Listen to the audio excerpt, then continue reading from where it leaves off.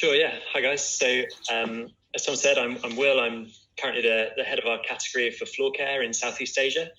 I've been at Dyson for about 10 years, joined as a graduate, and sort of tracked the progress of our floor care range, really, over the last 10 years. So from full-size plug-in big machines through our cord-free revolution, and most recently robot. And now I'm sort of looking after our stick cord-free range out here after projects get transferred from the UK from our innovation team out for manufacture.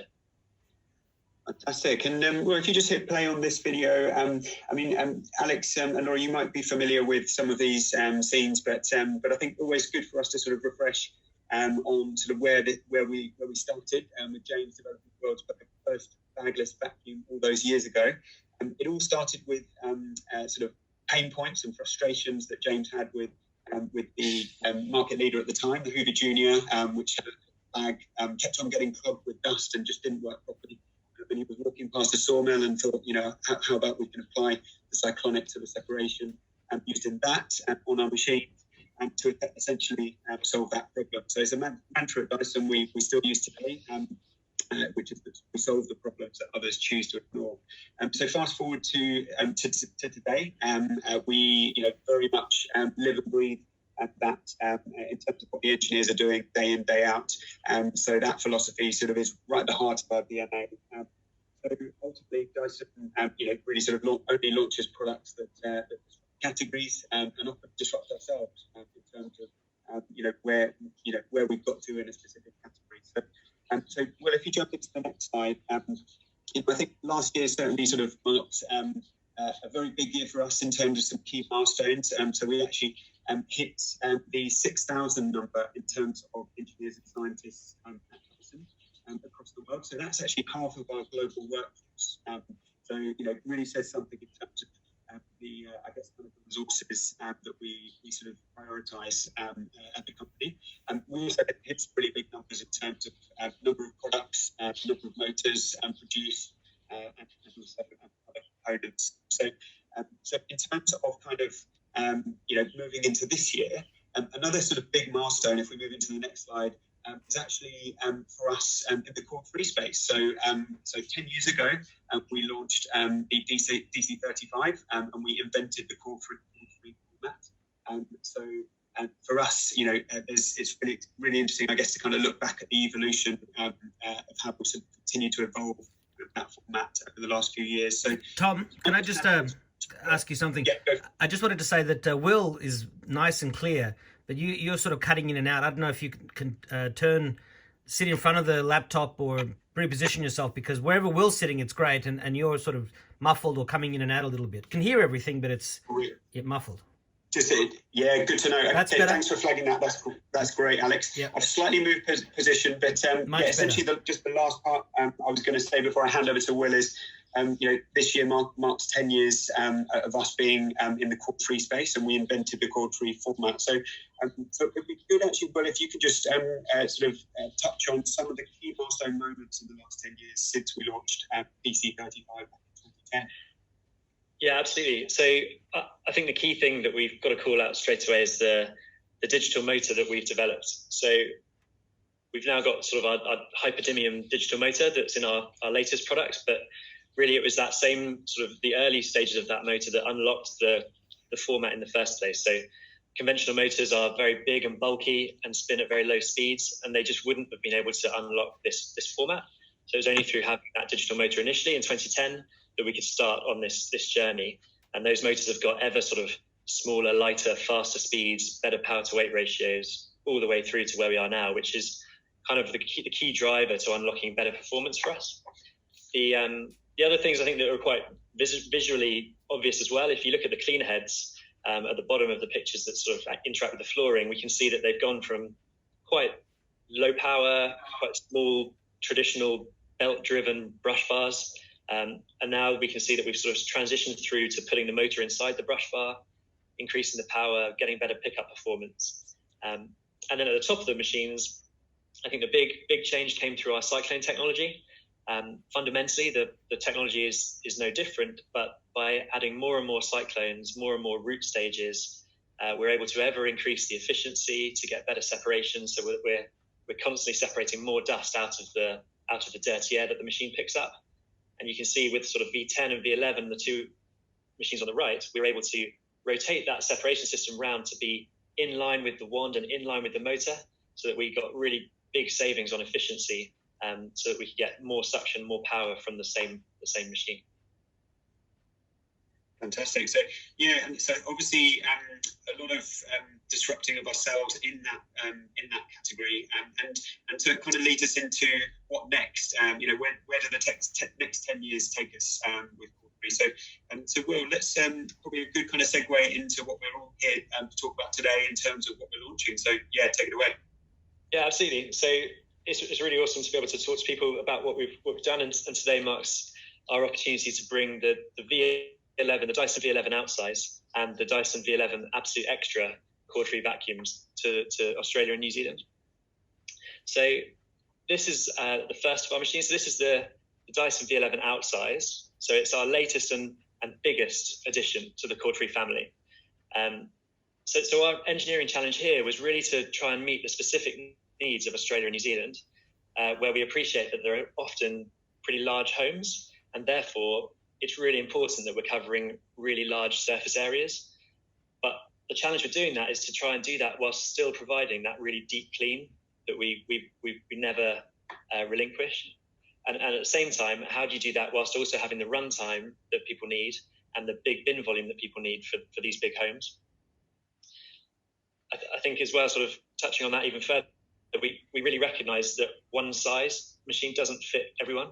So we conducted kind of extensive global trials, and specifically on this one, a lot of time in the US, in the big homes of the US.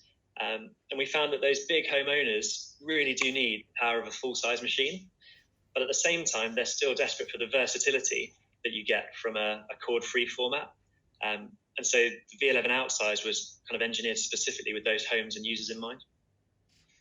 Right, and Will, in terms of sort of specifics around the engineering sort of tests that we went through to sort of get to the place where we could actually launch this machine, it'd be great if you could share sort of how much went into that. Yeah, sure. So I think whenever we launch a new product and whenever we develop a bit of a breakthrough like this one, it's so critical to us that we don't sacrifice any reliability, any robustness, etc. So we have what we call Dyson test methods, so DTMs, and we had over 550 that we performed on this product. And in some cases, we are performing those tests kind of thousands of times. So good examples on this one are the big bin we're going to talk about. We did bin emptying tests, so we open and close the bin sort of over 3,000 times. We'll strike the cleaner head into a wall 15,000 times to make sure we see no failures. And when we do push-pull testing, where we drag the machine up and down, backwards and forwards, we covered over 1,000 kilometers of flooring to ensure there's no failures, no degradation over life to the performance. Fantastic. I think that's a really key part of the Dyson difference in terms of, going far and beyond industry test standards and actually creating our own test methods that we really sort of regard as what deems a product to actually work properly and deliver on what it should do. So Will, if you jump into the next slide. So again, guys, we have mentioned that we're launching two machines today, but the one we really want to focus on, we'll do some comparisons as we move through into the next section. But the machine we want to focus on is the V11 Outsize. So again, just to kind of recap on, the premise being it's not a case of one home size fits all. This is very much a product that was developed for markets like Australia, where there are kind of bigger average home sizes on the whole, as in the US as well, which is where this product is also being launched. So I guess it would be good to get into what exactly has been outsized about this machine. So Will, take us into the cleaner head and what's different about this one in the next slide. Yeah, absolutely. So one of the big differences on the Outsize is the cleaner head, as you say. It's 25% wider. So now measures 320 millimeters. Obviously, the key benefit you get from that is that you're literally covering more surface area with each pass. And ultimately, what does that mean? It just means that you're cleaning your home faster. So we did some studies, and for the average newly built home at the moment, that would save you for a house, it would save you 13 minutes. for an apartment, 7 minutes. So on average, all of our users using this machine should be saving themselves upwards of 10 minutes every time they're cleaning. So we see that as a big step change. But it's not just oh, sorry. Just to jump in there, and guys, that's not these aren't figures that we're making as claims, because obviously every home is different, every individual and the way they vacuum is different. So those are just kind of a bit of a guide. We really feel that there are going to be these time-saving benefits with that larger surface area being vacuumed.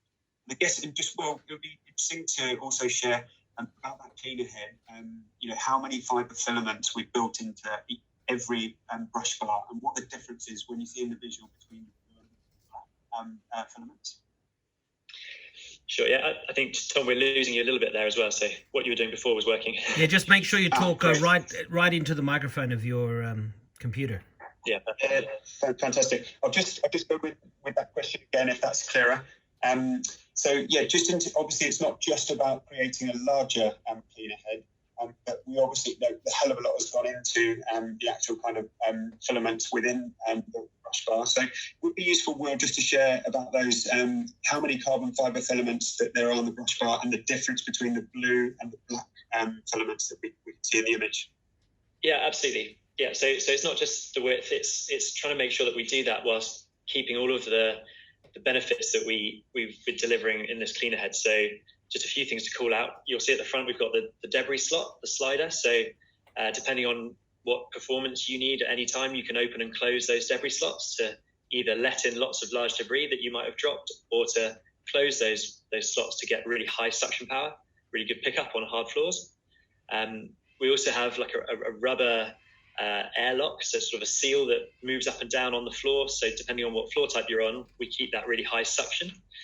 And as you're mentioning, in terms of the bristles and the actual details on that brush bar, you can see that we've got the black strand that's kind of going around the center of the brush bar, and that's our carbon fiber filaments. And there's on these brush bars, because it's a bit longer, it's 2.3 million carbon fiber filaments.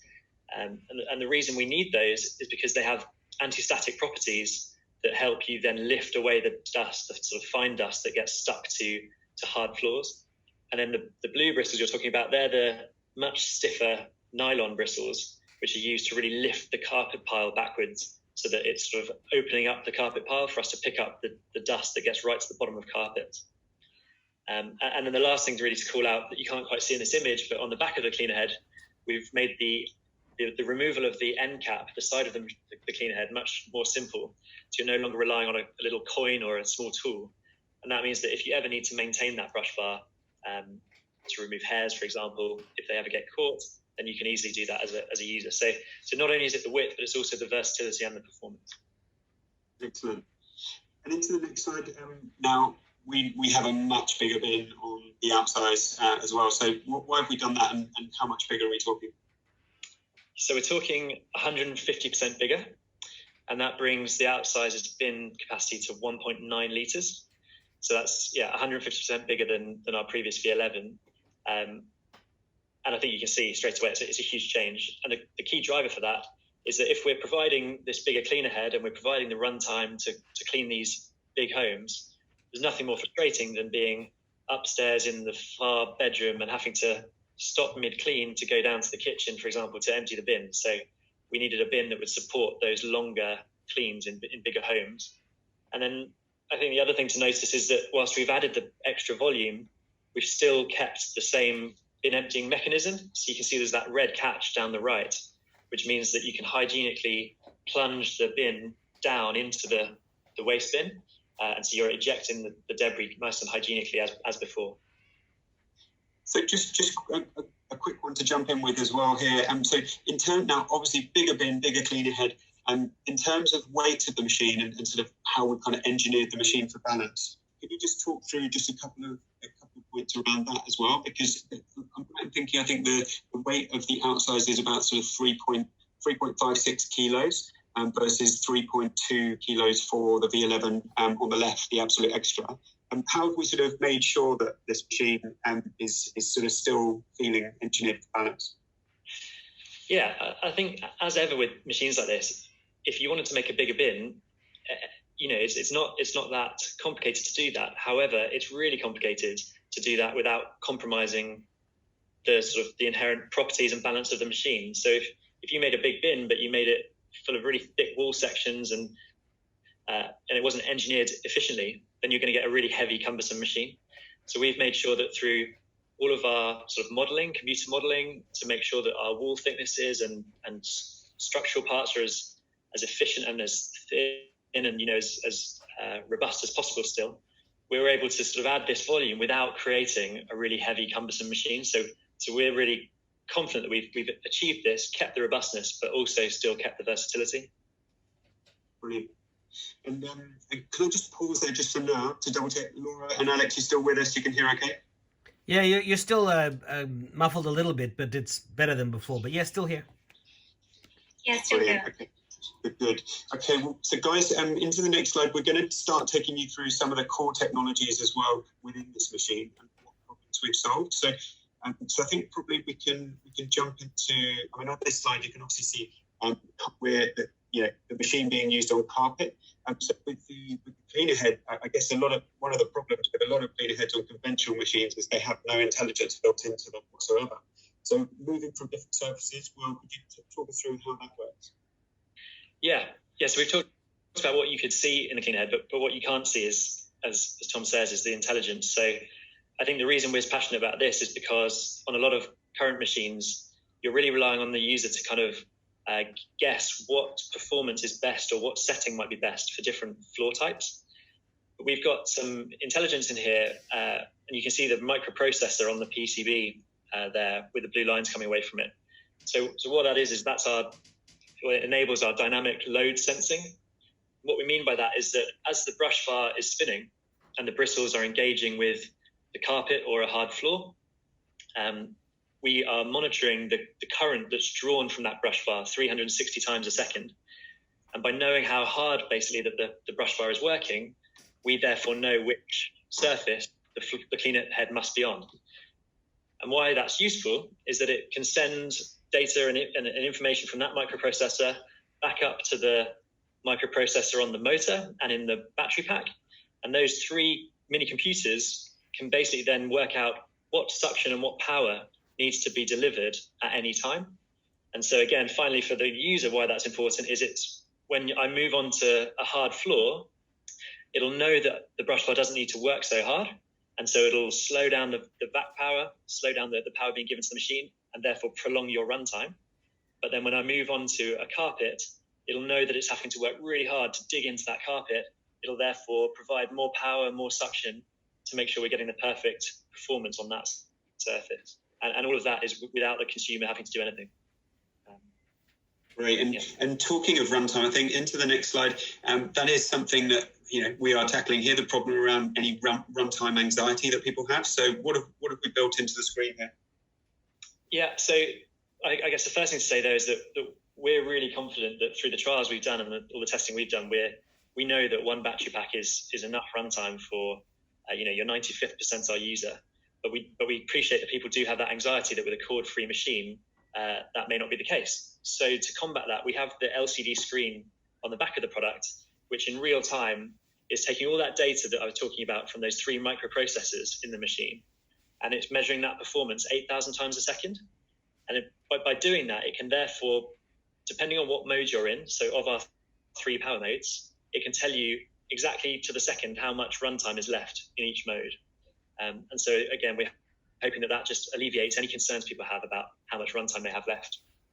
And I guess whilst we're on the screen, the other things that are good to notice is that not only does it tell you about your power mode and your runtime, but that screen will also tell you about your block. If you've got any blockages or any maintenance you need to do to the machine, it'll tell you how to remove those blockages with some animations. And it'll also remind you if you need to maintain or wash your filter, just to make sure you're constantly getting the optimal performance in the system. That's great, yeah, and that's obviously another sort of value piece, talking to how people are going to sort of save time having to get on the phone to customer service and so on. And that's something I think we really are keen to do, is to help people solve their problems with their own machines wherever possible, to give them that feedback. So just finally, in terms of another core technology, so batteries, and what have we done with this part? Well, Yeah, so this is our 7-cell nickel cobalt aluminium battery pack, which helps us provide that continuous and constant power, which is fade free.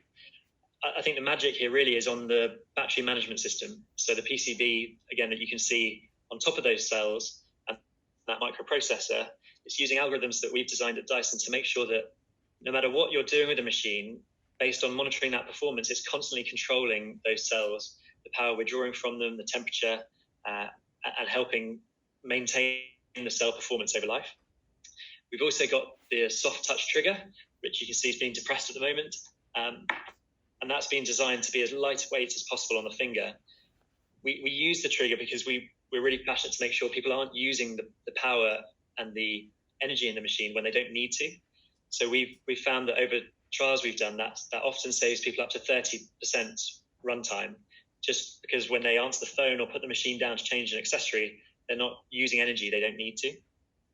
And then the final change, which again you can't quite see here, but is added to the Outsize and to the other V11 we're launching today, is that the battery packs are now click-in. So that means that whilst you get up to 60 seconds on this battery pack, if that 60 minutes, sorry, if that was ever deemed not enough, then a consumer could purchase a separate pack to have up to 120 minutes, just click in, click out. Yeah, and guys, we wanted to sort of give people the option for that sort of additional runtime. Now, 2 hours worth of runtime, I mean that is a hell of a lot. But we don't want to force people to have to pay extra to have that additional battery. Again, it's kind of that concept of one size doesn't fit all. But obviously, if there are people who really feel they do need that extra runtime, then this click-in battery can be purchased for $199 from the Dyson website. And how would you go about charging that, Will? Yeah, so we have the docks. You can either have a wall dock that you mount to a wall, or you can have your grab-and-go sort of standalone dock that you can drop the machine into. And both of those docks have the capacity for charging. So without sort of having to worry about it, just rest the machine, dock the machine, and it'll charge for you. And can I just ask, with the nickel cobalt battery, when did you start using those? And clearly they're obviously better than lithium ion. When did you stop using lithium ion? That is a good question, and that's challenged me a bit. In my understanding, we've been using these battery cells for a good few years, but I'll have to get the detail. Let me come back to you with the right details on that. Sure, no worries. Yeah, great. No worries. We'll come back to you after the call. So moving on to the next slide, guys. Just conscious of time. So really quickly on this section. So what you can see on screen, apologies in advance, is a bit gross to look at, but we have the dust mites and dust on screen. And I think the reason we wanted to share with you, because this is obviously, it's a big problem for people, particularly, knowing that 1 in 9 Australians suffers from hay fever, allergies or asthma, one of the highest rates per capita in the world. For us, it's really important that we're really sort of becoming those experts in the science of dust. So we actually we're one of the only companies in the world to have our own dedicated microbiology lab where we're analysing different dust types from across the world. So we'll just probably a good way into the next sort of filtration. So what have we learned about the science of dust and sort of how we solve that problem with our filtration? Yeah, so I think, as you say, people are getting pretty concerned about indoor air quality, rightly, and as well as dust mites. That's things like molds, pollens, pet dander, smog. So we're trying to really develop a system that captures all of that, because it's all well and good picking that up off the floor, but if you don't capture it in the machine, it'll just come back out into the air you breathe. So in other machines that have poor filtration, that is a real concern. So we've got our 6-layer filtration system where we're ever capturing more fine particles as they travel through the system. So towards the left in the bin and the mesh shroud we've got, we're capturing sort of the bigger particles, and then as they go through our pre-filter, our motor, and our post-filter at the right, you can see that pleated post-filter. That's where we're capturing 99.97% of particles that enter the machine, and down as small as 0.3 microns. And when you're getting as small as 0.3 micron particles, that's when you're really capturing smoke and smog. And so that's that's why the air you sort of see or you don't see coming out of the machine is clear, because we've captured those 99.97% of those particles. Great. And if we move into the next slide, obviously, guys, if you've got any questions, feel free to jump in. We've touched on this before, but again, just a quick recap, I guess, on particularly hygiene. It's obviously a very kind of, big priority, particularly at the moment in the current climate. What have what have we ensured around sort of the hygiene factor with bin emptying? Yeah, so if you're picking up those particles that I talked about and keeping them in the machine, it's really important that when you're then ejecting them, you're doing it in a hygienic way. So this bin, as you can see, drops down, and as it does so, that red wiper in the center of the image is wiping the metal etched mesh, so you don't have to touch or get in there yourself. And as it drops down, all the debris therefore gets ejected into the bottom of whatever disposal can you're doing. So it's really a case of just not wanting to touch or interact yourself with any of that dust. Yeah, great. Okay, so into the next slide. So we are sort of really wanting to showcase this in terms of the machine still being sort of lean enough to sort of take out to your car into kind of tight corners, and especially getting into those seats if the kids have been sort of smacking the back to make sure you're managing to get deep into those seats, as well as mattresses as well. I'd really urge you, once you get the machine, guys, for review, do give it a try on your mattress at home, and you'd be amazed what you can pull out using that tool there. But just a couple of quick points on what enables that level of performance, Will, in terms of our hyperdynium motor. Yeah, exactly. So as I sort of touched on at the start, the format and the layout of these machines just couldn't be feasible with conventional motors. So it's that Dyson hyperdynium motor that really unlocks it. As a bit of a sort of few figures, for conventional motors, when I say they spin slowly earlier, that's sort of 25,000 RPM. And we're getting up to 125,000 RPM now. So that helps us create 40% more suction than we did on V10. So whilst sort of Outsize is growing physically, the suction is our most powerful vacuum motor, thanks to the digital motor inside. Yeah, fantastic.